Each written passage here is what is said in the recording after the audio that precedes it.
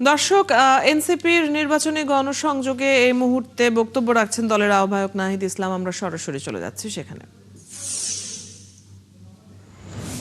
NCP এবং 11 দলের পক্ষ থেকে মনোনীত করতে পারায় এই নরসিংদীতে আমাদের আরো অনেক যোগ্য মেধাবী প্রার্থী ছিল, কিন্তু জোটের স্বার্থে আমরা শুধু এই নরসিংদী 2কেই বেছে নিয়েছি, শুধু সরোয়ার তুষারকেই বেছে নিয়েছি।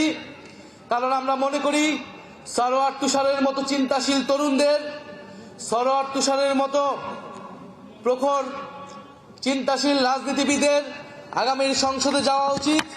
কারণ আগামীর সংসদ কেবলই কোনো একটি সাধারণ সংসদ হবে না, সেটা সংস্কার পরিষদ হবে, দেশের জন্য নতুন সংবিধান প্রণয়ন হবে।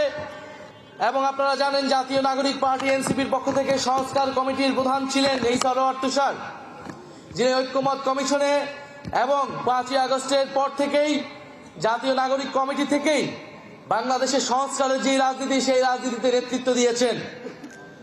ফলে বাংলাদেশে এই যে 5ই আগস্টের পরে দেশের প্রয়োজন ছিল আমূল সংস্কার, এই সংস্কারের কথাটা কিন্তু জাতীয় নাগরিক পার্টি এনসিপি এবং সরোয়ার তুষারের মতো চিন্তাশীল তরুণরাই বারবার বলে গিয়েছে।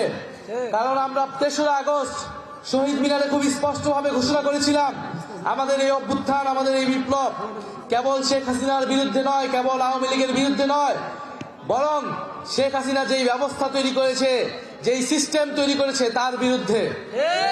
আমরা শুধু শেখ হাসিনাকে সরিয়ে, এক স্বৈরাচারকে সরিয়ে আমরা নতুন কোন স্বৈরাচারকে বসানোর জন্য গণ অভ্যুত্থান করি নাই, বরং কেউই যাতে স্বৈরাচার হইতে না পারে সেই জন্য এই গণ অভ্যুত্থান হয়েছিল। সেই জন্যই আমরা দাবি তুলেছিলাম রাষ্ট্র সংস্কারের নতুন বন্দোবস্তের।